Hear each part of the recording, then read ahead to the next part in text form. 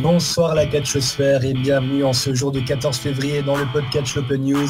Vous auriez pu être en train de fêter la Saint-Valentin mais vous êtes là avec nous et ça nous fait très plaisir. Ce soir comme d'habitude je ne suis pas tout seul puisque je suis accompagné de mes comparses habituels, à savoir Gwen. Bonsoir tout le monde. Mais également Alec. Hello les gens. Et la femme au goût improbable Boula. Bonsoir à tous. Mais ce soir, comme vous le savez peut-être, nous avons un invité exceptionnel. C'est un jour de fête et pour ce jour de fête, on a un invité qui amène la fête avec lui. Je vous demande de faire un maximum de bruit chez vous pour Colby. Bonsoir à tous, merci pour la super intro. Je voudrais commencer par une question. Quand tu dis la femme, c'était quoi la femme au goût étrange? Oui. Voilà. Ouais, c'est quoi? C'est les goûts vestimentaires ou c'est le... Non, le ce sont fumet mes... Non, sont mes goûts musicaux. Elle écoute du non. Joule. Ok, je pensais que c'était ton goût parce qu'il t'avait goûté quoi. Non, ça va de ce côté-là. Alors celle-là, elle a un sacré fumé. Alors, c'est pas vrai, c'est l'anecdote dont tout le monde va se taper, mais juste au moment où il dit ça, j'avais une page internet sans déconner qui était sur la série Hannibal. C'est fort. Effectivement, tu as totalement raison. Tout le monde s'en tape. Voilà. Donc voilà, Colby qui est notre invité ce soir, on va te poser quelques questions et ben je vais justement laisser mon comparse Gwen commencer à te cuisiner, puisque c'est le thème de la soirée. Ok, Bah, écoute, j'ai... très bien. Eh bien donc, bonsoir mon cher Colby, puis bienvenue parmi nous, hein, enfin, ça fait 3 semaines qu'on te court après. 3 semaines? Eh ouais, tant que ça. Non, 2 semaines. Bon, ça fait un moment. Donc, déjà bienvenue parmi nous. Alors, en speed, on va commencer par les questions habituelles. Est-ce que tu pourrais te présenter pour les gens qui ne te connaissent pas? Eh bien, me présenter pour les gens qui ne me connaissent pas. J'ai été d'abord arbitre, ensuite j'ai été catcheur de 2007 jusqu'à 2015, année où j'ai pris une retraite, on va dire, semi-forcée suite à pas mal de changements dans la vie et une blessure au dos. Et puis depuis, je suis toujours actif dans le monde du catch en tant que commentateur, manager, homme à tout faire, sauf à faire le ménage après les shows. Et voilà, et puis sinon, dans ma carrière de catcheur, j'ai catché un petit peu partout en Europe et j'ai fait mes plus grands faits d'armes à la ICWA en France et à la HCW en Hongrie. Voilà. D'accord. Alors, déjà, la première question, tu parles de la ICWA, c'est là-bas que tu as été formé, je suppose. Tout à fait. Oui, en fait. Mais le truc, en fait, comment t'es venu l'envie de... Tu t'es dit, tiens, je vais pousser la porte de cette école et je vais commencer à me former. Initialement, j'avais pas forcément la ICWA dans ma ligne de mire en tant qu'école qui allait me former. C'est simplement que avant même que je me dise que je voudrais devenir catcheur, j'avais déjà rencontré Booster et Boula et Monsieur Félix de l'époque lors d'un show en Allemagne en mars 2002, pardon. Donc en fait on s'est liés d'amitié, on a gardé contact et puis après c'est simplement de manière tout à fait naturelle et organique qu'on s'est rapprochés quand j'ai voulu franchir le pas. D'accord. Et donc tu nous parles de la Hongrie après, parce que on reviendra sur ton parcours en France après. T'es arrivé là-bas par choix plutôt ou finalement tu t'es retrouvé là-bas et tu t'es dit tiens je vais continuer ma carrière là? J'ai déménagé à Budapest par choix tout à fait personnel parce que je voulais partir de France et puis j'ai choisi Budapest et une fois que je suis arrivé sur place, en fait de par mes connaissances dans le business, il y a quelqu'un qui m'a mis en relation avec quelqu'un qui gérait, on va dire entre guillemets, une compagnie, une promotion, fédération qui était encore un petit peu jeune, qui avait un petit peu moins de 2 ans d'âge, si je dis pas de bêtises.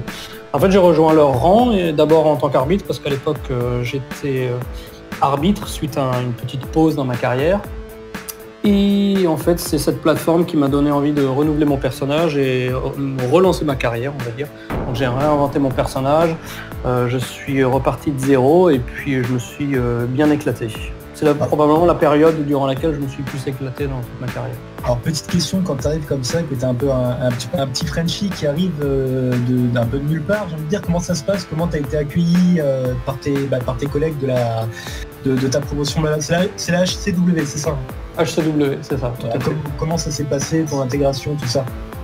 Ça s'est passé très très bien parce que, comme je disais avant, ils étaient dans le business depuis un peu moins de 2 ans, quelque chose comme ça. Donc ils ont jamais eu de vrai professeur vétéran qui leur a vraiment appris le métier. Donc ils se sont entraînés eux-mêmes. Donc c'était un peu ils sont partis du backyard et puis ils ont évolué petit à petit, ils se sont professionnalisés au gré des rencontres et des séminaires et des catcheurs avec qui ils travaillaient, les catcheurs qu'ils côtoyaient, que ce soit en Hongrie ou à l'étranger. Donc à l'époque, ils étaient beaucoup moins expérimentés que moi, mais ça ne veut pas dire que moi j'étais très expérimenté, c'est juste que sur l'échelle, j'avais un petit peu plus de bouteilles. Donc ça s'est fait tout naturellement. Et puis quand je leur ai dit que j'avais catché contre Daniel Bryan, ils étaient très contents. Donc ça s'est fait de manière assez limpide, on va dire. Alors ça, par contre, cette info sur Daniel Bryan, bien mis de côté parce qu'à mon avis, on risque de te charcuter sur le sujet. D'accord. Donc en fait, quand tu arrives à ces douleurs, au final, ce que tu dis, c'est que tu étais un peu un vétéran malgré tout, en fait. Oui, malgré moi. Ouais. Moi, ça faisait... le premier show sur lequel j'avais travaillé, c'était en juin 2003. Boula, tu vas me corriger si j'ai pas de bêtises. C'était à Tourcoing, je crois. La première fois ? Ouais, c'était fin juin 2003 à Tourcoing, un truc comme ça. Oui, je me souviens d'une petite histoire aussi. Une histoire de toilette. Une histoire de toilette d'une personne qui sortait des toilettes, un truc comme ça. Étant donné que tu es notre Madame Anecdote qui connaît tout le monde et qui a tout vu, vas-y, raconte. Non, c'est pas des choses que l'on raconte là, mais il n'y avait pas une histoire comme ça, Yann ? Tu sais, le catch français est très scatophile, donc ça me convainc pas. Voilà, donc c'était bien ce show-là. Et je dis pas ça à cause des matchs de merde, bien sûr. Oh. C'est très fin, ça. Ah la vache, ça commence bien. Donc je sais plus ce qu'on disait. Ouais, donc ce show à Tourcoing, oui. Ah oui, voilà, oui, donc je suis arrivé en Hongrie fin 2011. Le premier show sur lequel j'ai bossé là-bas, c'était en février 2012. Donc ça faisait 9 ans que j'étais plus ou moins dans le métier. Ça faisait que 1 ou 2 ans. Donc même si moi j'étais pas non plus un vétéran aguerri ni quoi aux caisses, j'avais un petit peu plus de bouteilles, donc ça me permettait de m'intégrer un petit peu plus facilement que si j'avais été un petit backyarder débutant, encore plein de rêves, je ne sais quoi. Mais alors, du coup, pardon. Oui, excuse-moi, Joe, ouais, j'ai une petite question en fait. Moi. Au niveau de, on va dire, de l'ambiance entre les promotions, entre les promoteurs, etc. Tu préfères l'ambiance en France ou l'ambiance en Hongrie? Parce que finalement, on ne sait pas comment ça se passe là-bas. Disons qu'en Hongrie, jusqu'au mois de février de l'année dernière, il n'y avait qu'une seule promotion. Donc il n'y avait pas vraiment d'ego, en tout cas, entre les promotions, il n'y avait pas de bonhomme qui se tire la bourre et qui essaye de tirer la couverture vers soi sans raison légitime. Donc c'était, on va dire, un peu plus sain. Et puis il y avait moins de gens sur qui on pouvait balancer, on va dire. Parce que tous les gens qui ont côtoyé un vestiaire de catch savent que le sport numéro 1, c'est de balancer sur tout le monde un petit peu dans tous les sens. Donc là-bas, c'était un petit peu plus sain. Et puis, comme il y avait cette histoire de monopole et que malgré tout, il y avait un réel succès qui grandissait au fur et à mesure, c'était vraiment une dynamique très positive. Donc, c'est clair que c'était des moments vraiment top. Ça ne veut pas dire qu'en France, c'est pas top ni rien. Hein. D'ailleurs, ne serait-ce qu'au niveau français, on ne peut pas forcément donner un vrai avis entre aujourd'hui, il y a 5 ans ou il y a 10 ans, parce que les choses ont énormément évolué. Mais en tout cas, en Hongrie, c'était beaucoup plus l'éclate. C'était beaucoup plus un petit peu comme à l'instar de la société de manière générale. C'est beaucoup plus de liberté, on ne se prend pas la tête et au final, les choses se passent un petit peu mieux, on va dire. Ok. Joe, tu as une question, je crois. Oui, alors j'avoue que j'ai un peu perdu le fil de ce que je veux dire, je suis désolé parce que c'est super intéressant ce que tu dis. Mais donc en fait, petite question du coup pour commencer déjà un peu traître, mais donc finalement tu préfères la Hongrie au final de la France ou c'est pas vraiment ce que tu étais en train de me dire? C'est pas forcément ce que j'étais en train de dire, mais vu que tu poses la question, je peux y répondre. Oui, je préfère largement la Hongrie à la France. Ça c'est une réponse sans gueule de bois, c'est bien. Alors, sans langue de bois, pas gueule de bois, il a pas picolé avant de venir. J'ai dit gueule de bois? Oui, je suis désolé, sans révélateur. Oui. C'est désolé. Ça sent le célibataire qui est bourré le 14 février. Hein. Eh bien, pas du tout. Eh bien, pas du tout. Colby qui colbise. Ouais, c'est sûrement qu'on peut dire. Ça, je crois que ça va être celui qui a le moins de langue de bois depuis le début. Exactement. Sachant qu'on a eu quand même de la chance, hein, niveau MT. Oui, c'est vrai. Bon. Recentrons. Recentrons tout à fait. Bah vas-y, Joe, je te laisse continuer un petit peu. Voilà, donc en fait, tu as été en Hongrie, tu as été en France, t'as fait d'autres pays aussi? En catch, tu veux dire, ou en Oui, général? En catch, oui, bah oui, en général, Ouais. c'est très bien que t'avais aventurier, donc... Les voyages, on reviendra dessus après parce que c'est aussi vachement intéressant. Voilà. J'ai catché, pas que je dise de conneries, hein, France, Belgique, Hollande, Allemagne, Suisse, Italie, Hongrie. Ouais, c'est déjà pas mal. Ah oui, bah Ouais, oui. c'est déjà pas dégueu, ouais. Ouais, je sais. Non, peut-être que j'oublie, mais non, ça, bon. Disons j'ai écumé un peu l'Europe, on va dire. Il paraît qu'en Hongrie, c'est assez... pas en Hongrie, en Italie, c'est assez énorme par contre. J'ai entendu dire ça, je sais pas du tout si c'est ce que tu as pu constater. À l'époque où j'étais, oui, c'était pas mal du tout. D'ailleurs, dimanche soir, enfin dimanche après-midi, avant-hier, j'étais à Budapest de nouveau pour un show où j'étais arbitre spécial invité et d'autres petites choses en coulisses. Et il y avait une catcheuse qui s'appelle Queen Maya, que vous connaissez peut-être. Oui, tout à fait. Moi j'ai catché Queen Maya.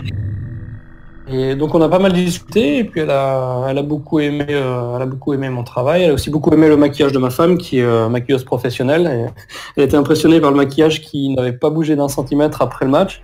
Et donc on a beaucoup parlé de l'Italie, et puis effectivement ça booste pas mal, toujours en ce moment. Donc il y a peut-être des choses et des pistes à exploiter là-bas, même en ce moment. Ok, ouais. Alors, est-ce que par contre tu peux, enfin t'es pas obligé, mais est-ce que tu peux nous dire un petit peu plus sur la blessure qui t'a forcé à te retirer? C'est une blessure toute bête. C'était un spot comédie où en fait on était en équipe. J'étais en équipe avec Gabriel Angelfire, que vous connaissez peut-être aussi, un Hollandais. Où en fait on devait se prendre tous les deux un croc en jambe, truc dans le genre, et puis être l'un face à l'autre, torse contre torse au milieu du ring, et puis l'équipe adverse devait nous faire un saut chassé dans le dos à chacun. Je sais pas si vous visualisez un tout petit peu.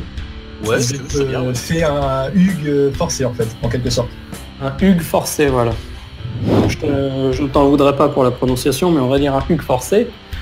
Et en fait, le gars qui m'a fait le dropkick, qui est une chèvre accomplie, en fait m'a complètement défoncé le bas de la colonne vertébrale. Et j'ai eu des décharges électriques pendant plusieurs mois, donc voilà, je suis plus allé au gym, et puis après le chemin faisant avec d'autres événements assez importants de changement dans la vie personnelle, je suis tout simplement j'ai pas redonné le petit coup de souffle qu'il aurait fallu pour que ma carrière reprenne après la blessure. Mais la vie est faite de plein de surprises, et il est possible qu'en 2018, je ne tienne pas le même discours. Oh. Je n'en dis pas plus. Ah non, mais ça c'est vachement intéressant, là tu peux pas nous laisser comme ça. T'as pas le droit. Pourquoi 2018? C'est pas la question ça. Ouais, parce qu'on est déjà en mode... Ah oui, on est déjà en 2017, oui, j'étais encore en 2017. Et puis si on veut faire les choses correctement dans l'ordre et se remettre en forme, c'est pas dans 2 mois, donc si d'aventure ça doit se passer, je prendrai le temps qu'il faudra, tout simplement. Alors ok, question justement à ce propos-là, est-ce que t'as quand même, enfin pas des regrets, mais est-ce que quand même le ring te manque? Je ne sais pas. Difficile à dire. Dans un sens, oui. Par rapport à l'excitation et la ferveur de ce qu'on peut ressentir quand on fait réagir une foule. Après, en fait, tant que je peux exprimer ma passion, aider, faire avancer le business, aider les gens qui ont besoin d'être aidés, être dans les vestiaires et partager des moments de franche camaraderie avec des gens que j'apprécie, voire que j'aime.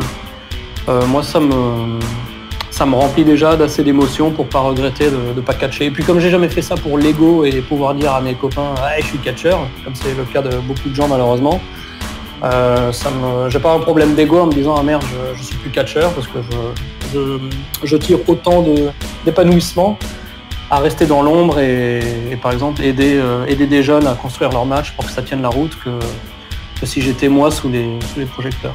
Ouais, donc c'est vraiment pas du tout une question de se mettre en avant, c'est vraiment juste une histoire d'amour du business en fait. Oui, tout à fait. De toute façon, je pense qu'un catcheur qui catch pour se mettre en avant n'arrivera jamais à rien, et je pense qu'il y a, pas forcément en France mais n'importe où, énormément d'exemples qui nous prouvent que cette théorie est valable. Bah, écoute, sur cette réponse, on va marquer une première pause de quelques minutes. On va se retrouver après Don't Want to Miss a Thing d'Aerosmith. Un super bon morceau, je pense que tout le monde sera d'accord. Ouais. Je suis super d'accord. Et dans quelques minutes. Apparemment. Dans quelques minutes, les amis. C'était Don't Want to Miss a Thing d'Aerosmith. On est de retour dans le podcast Open News. Alors, on a une petite question sur le chat. Colby, par rapport à ce que tu nous disais, on nous demande si tu es dégoûté du catch français. Franchement, je connais pas, j'ai pas assez végété dans le catch français depuis trop longtemps pour pouvoir donner un avis qui tienne la route. Par contre, j'ai commenté 4 ou 5 shows en 2016 pour la LNC, donc j'ai pas de point de comparaison. Donc je vais pas. C'est comme si tu fais un sondage dans la rue, tu lui poses une question à un bonhomme et tu vas dire bon bah voilà, c'est ça la tendance. Je me garderai bien de donner un avis parce que je connais pas assez ce qui se passe. D'accord. Et t'as pensé quoi de tes shows LNC alors? Parce que là, ma performance était absolument exceptionnelle. D'accord. Et le reste? Non, je plaisante. C'est du catch français old school. Les gens y croivent à donf, comme on dit, et puis voilà, c'est tout ce qui compte. Hein. J'ai envie de te dire, si les gens y croivent, c'est le principal. Comme dit le proverbe, quand ils croivent, ils ont tort, mais bon. Gwen, je te laisse notre invité continuer à charcuter notre invité. Oui, là j'ai envie de te dire, débrouille-toi, je suis en PLS avec tes vannes. Mais bon, passons. Bon, alors, donc on a fait quand même un petit tour de ta carrière de catcheur qui était d'ailleurs fort intéressante. Moi aussi, mais je t'en prie. Si, une question quand même qui, voilà, donc on a parlé le début de ton entraînement, etc. Au début, donc tu t'es retrouvé à arbitrer. Est-ce que c'était une étape pour devenir catcheur ou tu t'es dit tiens, je veux juste faire quelque chose dedans et puis finalement ça s'est présenté comme ça au fur et à mesure que quelque chose t'a poussé vers le ring? Tout ce que je voulais en fait, c'était d'être de près ou de loin lié au business du catch. D'accord, donc ça c'est venu comme ça au fur et à mesure, on t'a dit tiens, pourquoi tu t'entraînes pas et tout. D'accord. J'ai commencé par arbitre parce que je voulais pas catcher sans avoir le niveau physique. Donc voilà, j'ai commencé en étant arbitre et puis c'était déjà quelque chose qui me remplissait de joie à chaque sortie. Parce que, comme je disais, j'avais simplement la possibilité d'exprimer mon amour et ma passion et de la vivre. Ça fait plaisir à entendre quand même, d'entendre des personnes passionnées comme ça.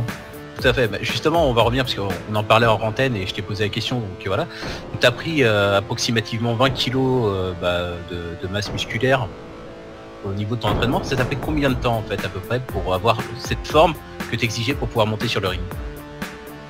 Alors la forme exigée pour pouvoir monter sur le ring, elle était pas. J'ai pas attendu de prendre 20 kilos pour monter sur le ring. Je pense qu'après une petite dizaine de kilos, ça allait. J'ai débuté en mai 2007 et entre mes débuts d'arbitre qui avaient eu lieu en octobre 2004, j'avais dû prendre une 10-12 de kilos, mais j'étais pas non plus sérieux. J'étais encore très incompétent au niveau de la nutrition, au niveau du training. Donc j'allais au gym un petit peu comme tout le monde va au gym et ils se demandent pourquoi ils voient pas les résultats. Mais ça m'a quand même permis de prendre assez de poids pour tenir la route. Au moins pouvoir débuter, on va dire. Ouais.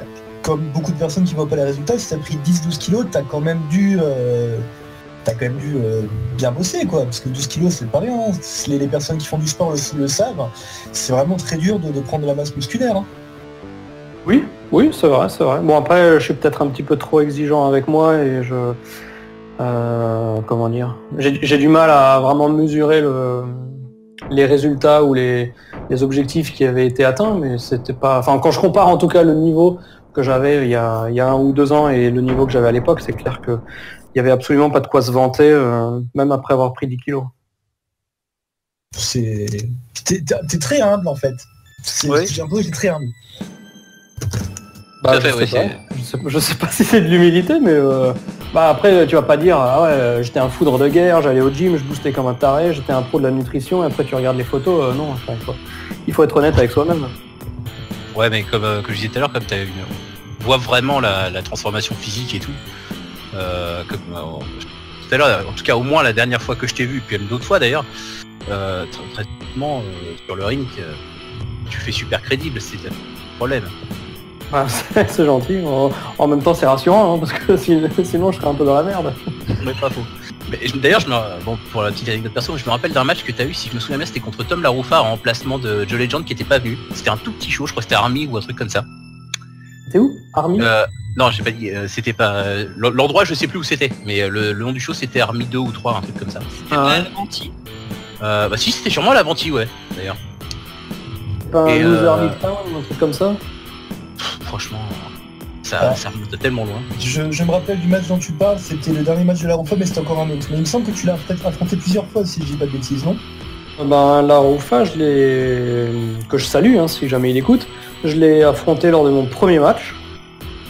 Shop Slam, la date, je crois que c'était le 27 mai 2007, si je dis pas de bêtises. Shop Slam? Shop Slam, ouais, parce que c'était sur le parking du Shopping. Du Shopping, oui, je me souviens.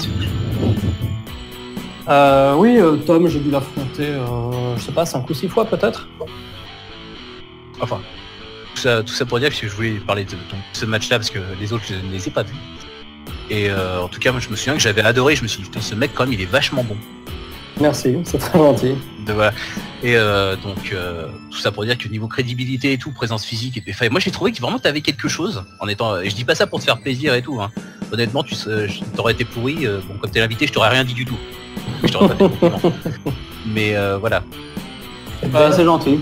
Mais c'est vrai que c'est dommage, si tu penses ça de moi à l'époque, c'est dommage que tu ne m'aies pas vu évoluer en Hongrie parce que c'était...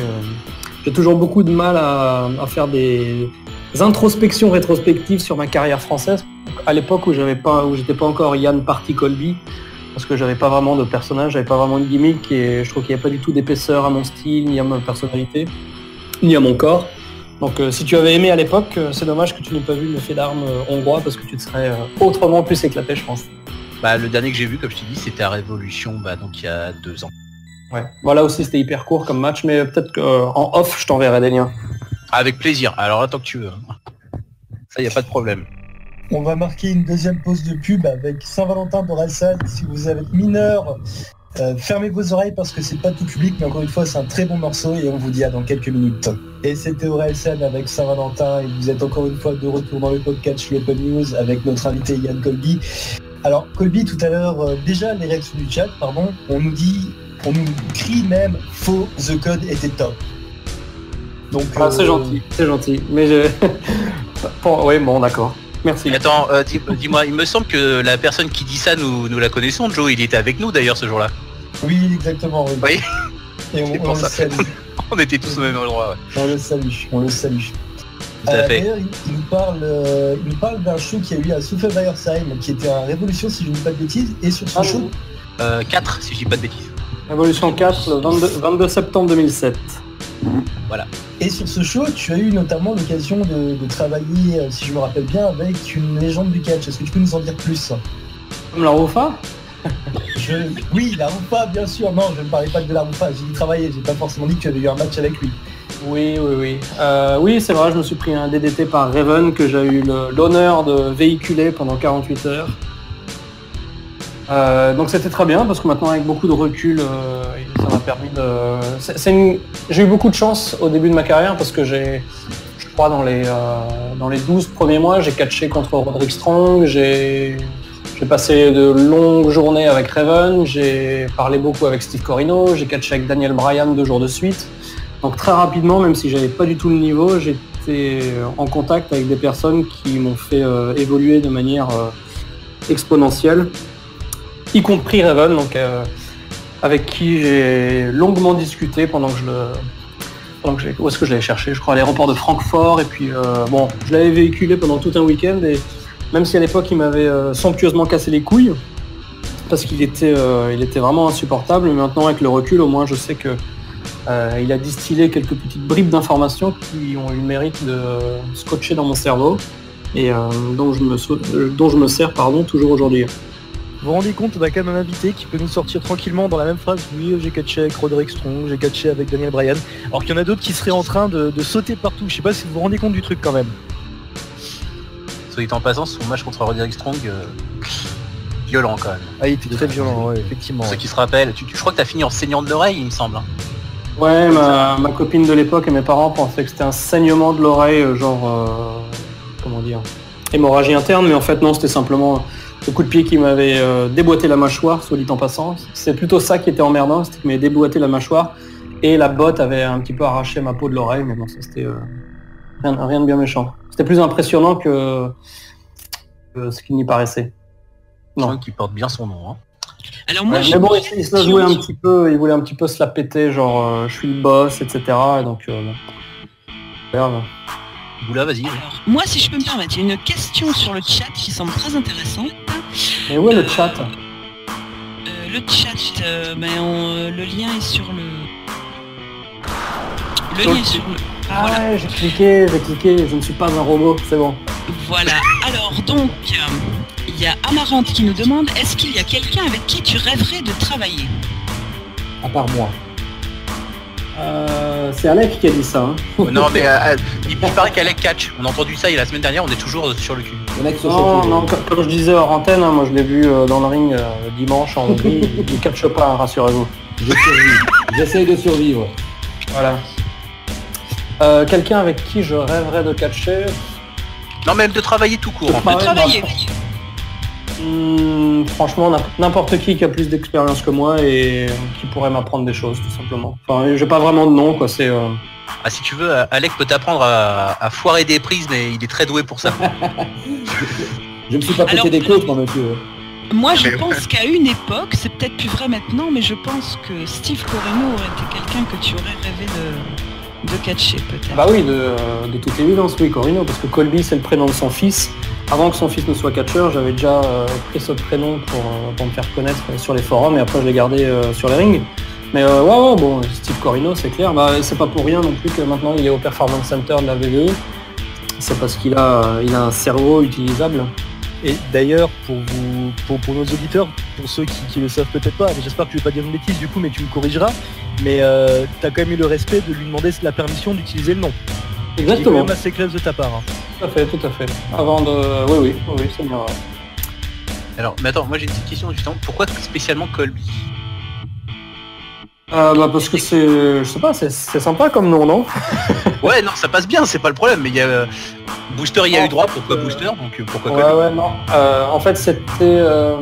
lorsque Corino a gagné le titre à November to Remember 2000, show de la ECW, quand j'avais regardé la cassette vidéo à l'époque, quand il a gagné le titre à la fin du show, il a montré son tape qu'il avait sur l'avant-bras, il avait écrit le prénom de son fils, Colby. Et à l'époque, j'étais sur le point de m'inscrire sur les forums de catch et tout, parce qu'on était donc fin des années 2000, donc c'était encore les balbutiements d'internet.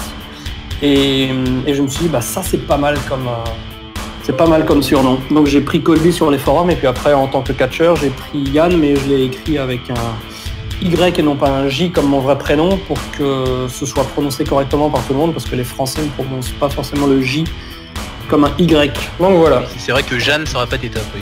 Jeanne Colby. Jeanne Colby, oui, c'est pas... Alors bon, bah, on va continuer sur les pourquoi. Dans ce cas, en poursuivant, pourquoi The Code? Alors là, franchement, je sais même pas d'où ça m'était sorti. Sachant que pas. The Code était donc ton ancienne... The Code était ma première gimmick à la ICWA, que j'ai abandonné en fait pour ensuite devenir partie Yann Colby une fois que j'ai recommencé à catcher en Hongrie. Avec un look quand même qui déchire. Un look qui quoi? Qui déchire. Qui déchire. Beaucoup, la veste, les lunettes et tout. J'adore. Merci. Alors tu as eu l'occasion de côtoyer beaucoup de catcheurs, on le disait il y a quelques minutes, que ce soit donc Raven ou Roderick Strong ou Daniel Bryan. Et au final, avec quel catcheur tu penses avoir le plus appris au final? Enfin, double question d'ailleurs. Quel catcheur t'as le plus apporté professionnellement? Et aussi bête que ça puisse paraître, avec quel catcheur tu t'es entendu le plus sur le plan humain, on va dire? Dans les big names ou de manière générale? Tous les noms, je pense qu'il n'y a pas forcément... je pense qu'on peut apprendre de tout le monde, mais c'est vrai que ça intéressera un peu. Dans les deux cas. Bah, c'est vrai que Daniel Bryan c'était vraiment top parce que... Ah oui si, j'ai aussi catché contre Sekimoto pour les fans de Puro. Ah oui. Et il y avait Sakamoto aussi, t'avais pas catché Sakamoto? Ouais, mais j'avais oublié mon scooter. Non, Daniel Bryan c'était vraiment top parce que c'était quelqu'un, enfin bon, aujourd'hui il est peut-être toujours pareil, mais en tout cas quand j'ai catché contre lui en 2008, c'était une personne qui était d'un talent déjà absolument hors norme, qui était les deux pieds sur terre, qui était toujours là pour partager, pour passer un bon moment. Et c'est en catchant avec lui que je me suis vraiment rendu compte que il faut pas stresser quand on catch avec quelqu'un qui a autant d'expérience de plus que soi, parce qu'en fait c'est inversement proportionnel à la crainte qu'on a en rentrant dans le ring, c'est-à-dire que tout se passe les yeux fermés, c'est un réel plaisir, c'est vraiment l'éclate, on est dans le ring pendant 10-15 minutes et tout se passe absolument parfaitement pour une seule bonne raison, c'est que l'autre est capable de tout faire pour toi et ça c'était vraiment exceptionnel. En plus du fait que c'était une personne super sympa, toujours souriante, toujours attachante, jamais un mauvais mot pour personne, voilà. L'inverse total de Roderick Strong par exemple. Ah, pourquoi donc? Parce que Roderick Strong savait, bon, il avait déjà son niveau Ring of Honor, donc c'était pas de la merde, hein, il faut dire ce qui est. Et il savait que moi à l'époque, je crois que c'était mon 5e match, quelque chose comme ça. Donc de toute évidence, tu fais pas un match Ring of Honor avec un rookie qui sait pas ce qu'il fait dans un ring. Et pourtant, c'est quand même ce qu'il a fait. Et puis il était visiblement excédé que je lui demande de me rappeler pas mal d'éléments du match parce que c'était de toute évidence pas de mon niveau.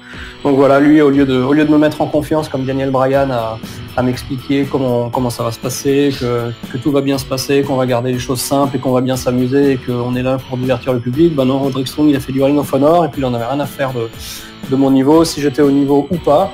Il s'est mis en mode automatique comme il se met avec les Briscoes ou toutes les autres pointures indépendantes aux US. Et puis il lançait la machine et puis voilà. Et puis il s'énervait parce que... Par contre, j'ai une grande fierté, c'est qu'à un moment dans le match, je lui ai demandé de me mettre une atémie qui n'était pas prévue.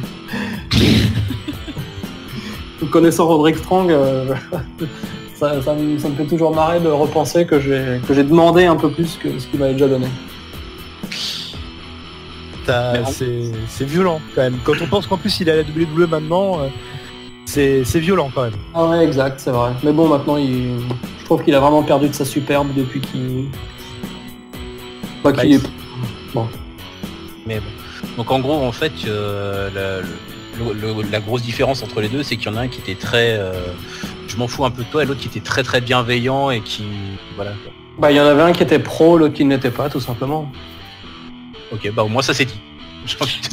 C'est toujours ce qu'on voit la plupart du temps hein, dans les vestiaires de catch. Plus la personne va être expérimentée et va être, on va dire, va avoir un certain niveau, va être connue. Voilà, au plus cette personne va être vraiment cool, va pas hésiter à venir te parler, te donner des conseils, et au plus le mec va être, enfin, comment dire, si le mec a une petite notoriété comme ça, mais sans plus, ça va vite être des mecs assez prétentieux, voilà. Ça me rappelle pour de la merde. Ça me rappelle une anecdote d'ailleurs, justement quand tu dis ça, Boula. À l'époque, j'avais eu l'occasion sur un show ici, je crois que Colby était là en tant qu'arbitre, c'était de côtoyer Vampiro. Je ne sais plus si tu arbitrais déjà. Ouais, c'était à Série Fontaine, octobre 2005. Série Fontaine, la veille d'un fameux accident.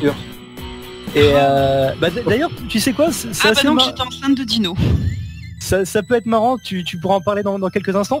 Mais ouais, par exemple, il y avait justement Vampiro qui du coup était vraiment aussi, j'ai l'impression, un vétéran qui donnait vraiment des conseils aux autres. Et du coup, je profite de cette émission qui n'écoutera probablement pas, mais pour donner un gros pouce levé à Vampiro, qui était vraiment une espèce de mode maître Jedi ce soir-là. Voilà. Étant donné qu'il parle français comme une vache espagnole, j'ai un gros doute qu'il écoute.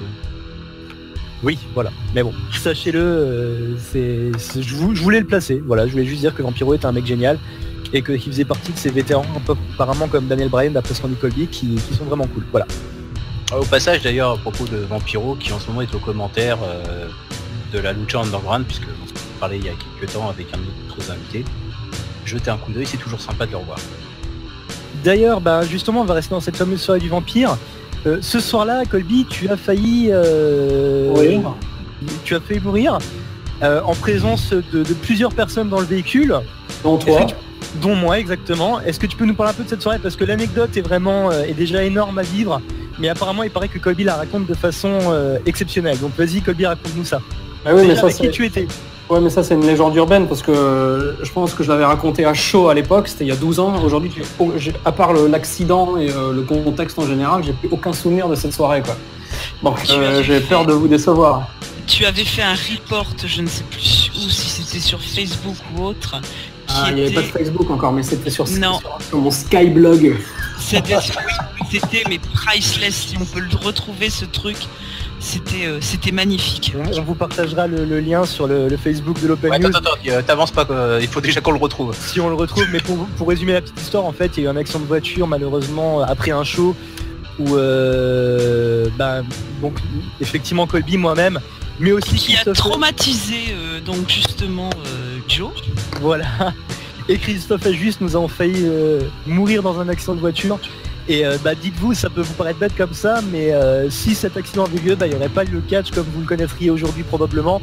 Et mine de rien, il y aurait eu beaucoup de choses qui seraient pas les mêmes. Comme quoi, vous voyez, les histoires qui se passent après les choses, c'est toujours assez folklore aussi. C'est clair, à mon avis, l'Open News aurait un bon animateur. Vous imaginez le catch en France sans Christophe Ajus? Oui. Voilà. Oui. Non, plus sérieusement, faut non mais oui, si c'était pas, on va pas se mentir. C'est un peu comme si tu disais, est-ce que tu imagines le catch sans tel ou tel catcheur? Si c'était pas, c'est ce que nous avait dit Booster d'ailleurs. Si c'est pas lui, c'est un autre qui aurait pris sa place, on l'aurait jamais su, on fera pas la différence. Je suis pas persuadé. À mon avis, on aurait quand même beaucoup perdu. Mais bon, ça c'est. Après, on le saura probablement jamais. D'ailleurs, Colby, est-ce qu'il y a une anecdote particulière dans le monde du catch, toi qui a côtoyé beaucoup de vestiaires, que tu pourrais nous raconter comme ça, un petit truc marrant qui pourrait nous intéresser? Alors attends, ce que je te propose, on va garder ça pour un tout petit peu plus tard parce que c'est l'heure de la pub. Effectivement, oui. Alors effectivement, donc on se retrouve dans quelques minutes après un morceau de Pink, Just Like Fire, et Colby nous racontera une petite anecdote. De retour dans le podcast L'Open News après Just Like Fire de Pink, toujours avec notre invité Colby, et on va tout doucement attaquer la dernière ligne droite de l'émission. Hein. Voilà, donc en fait nous en parlions un petit peu hors antenne, donc il devait vous livrer une anecdote, et puis finalement il va vous parler plutôt de quelque chose qui est beaucoup plus intéressant et qui quel bâtard. Les gens qui écoutent ils disent quel salaud le mec. Non mais de toute façon en fait il la garde pour jamais. Mais non mais tu sais quoi, on va faire un truc, tu nous la raconteras ton anecdote et on la postera sur le Facebook. Ça marche, ou alors vous me réinviterez dans quelques mois et puis mais avec plaisir. On fera une émission, et si vous me réinvitez dans quelques mois les gars, je vous promets que je vais préparer l'émission et on fera je vous ferai une émission spéciale anecdote d'enculé. Écoute, avec plaisir, franchement t'es le bienvenu, tu nous dis quand et y a pas de problème, t'es chez toi. Moi j'ai hâte. Voilà, déjà moi aussi. Bon. Alors je retrouverai mon report de l'accident de voiture. Oh oui, ouais. Ça il faut le retrouver. Bon, donc on va revenir à quelque chose qui te concerne le plus. On va faire plus simple, je vais te laisser la parole de ce que tu nous racontais par rapport à tes voyages, etc. Oui, mes voyages, parce que c'est vrai que les gens qui me connaissent sur mon profil perso savent que je suis un grand voyageur et grand aventurier.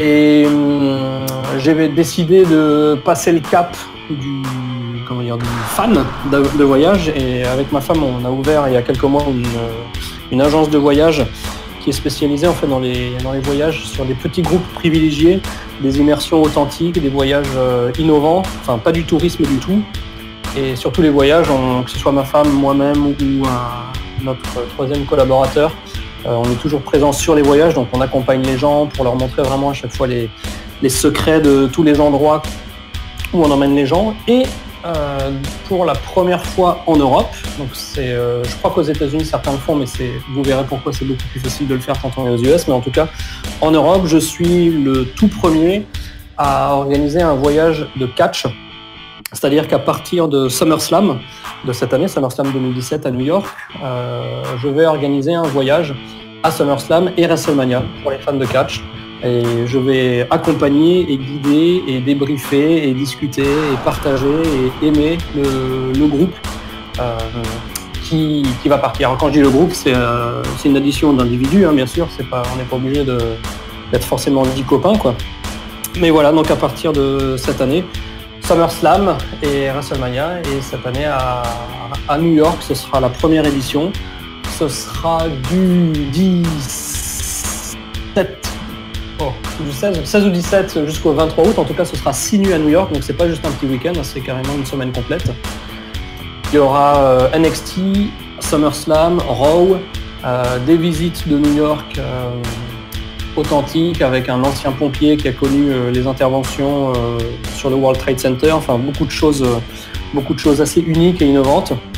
Donc voilà, pour tous ceux qui auraient toujours voulu voyager aux US ou aller voir un show de catch, et ben grâce à moi et les personnes avec qui on travaille, bien sûr, parce que je suis pas tout seul là-dessus, c'est un travail très lourd et très compliqué. D'ailleurs, si les personnes m'écoutent, je les salue.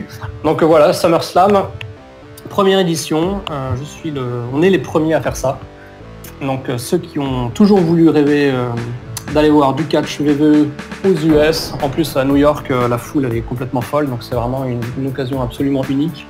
N'hésitez pas à soit m'ajouter sur Facebook pour m'envoyer un petit lien, ou alors à aller sur la page wrestlingtravel2017.com où vous avez simplement pour le moment juste un petit flyer. Vous pouvez mettre votre email et puis il y a aussi une page de contact.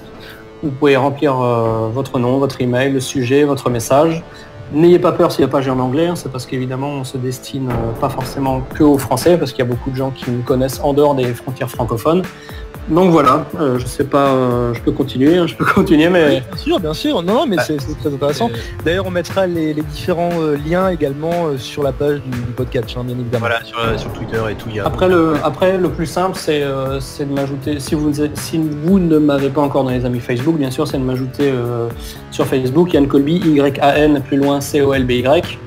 Et puis vous m'envoyez un petit message perso, il y a déjà 5 ou 6 personnes qui se sont préinscrites. Donc voilà, ça démarre bien, alors que pour le moment c'est que sur cette émission que vous avez la primeur de l'annonce officielle, parce qu'avant c'était toujours un petit peu des teasers, des choses comme ça.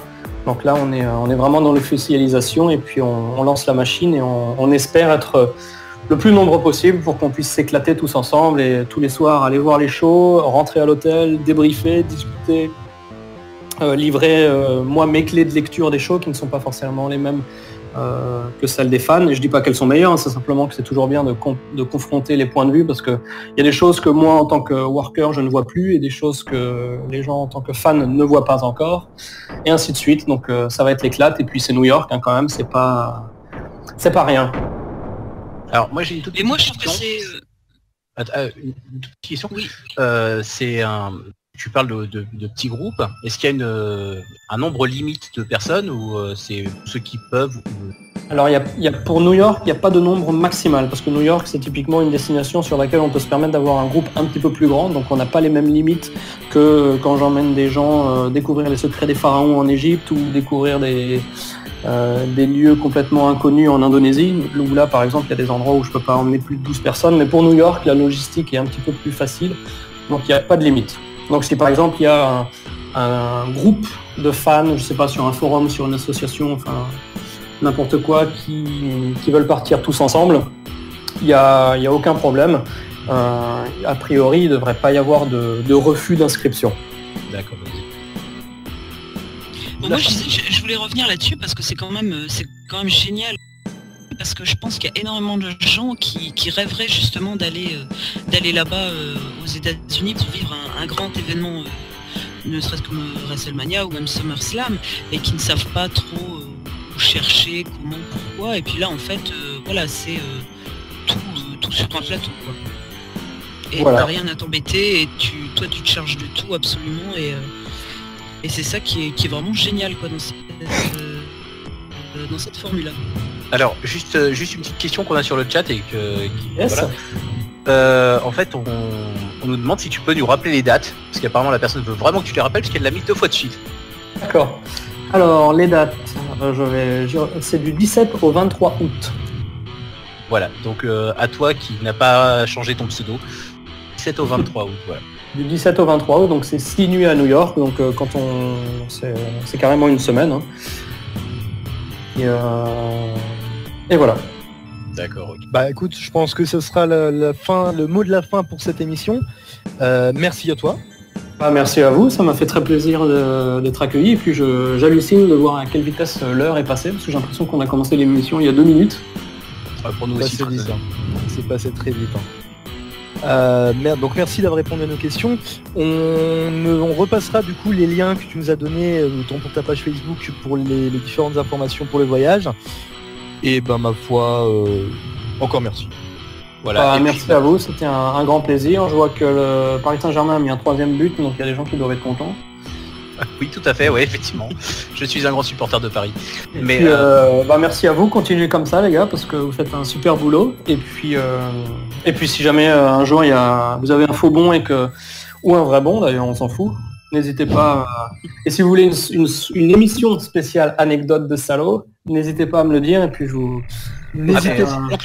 Vous qui nous écoutez, dites-le nous dans les commentaires ou dites-le sur les réseaux sociaux, ça peut être bon à savoir, ça peut être un bon moyen de sonder. Quoi qu'il en soit, on vous remercie de nous avoir écoutés, on vous donne rendez-vous plus tard dans la semaine pour le replay. Rendez-vous sur les réseaux sociaux, vous commencez à avoir l'habitude. Et à très bientôt. Voilà, merci à tous de nous avoir écoutés, ça nous a fait très plaisir. Merci à mon tour de te remercier Colby, c'était vraiment génial. Pour les anecdotes, moi je te le dis direct, tu reviens quand tu veux. Ça roule. Simple. Et puis même sans anecdote. Et si un jour effectivement tu as envie de te faire une émission ou un truc comme ça pour commenter ou n'importe quoi, t'es le bienvenu. Tu nous fais signe et t'es chez toi, il n'y a pas de problème. Ça me touche beaucoup, merci à toute l'équipe, merci à tous les auditeurs et puis je vous dis visiblement à très bientôt.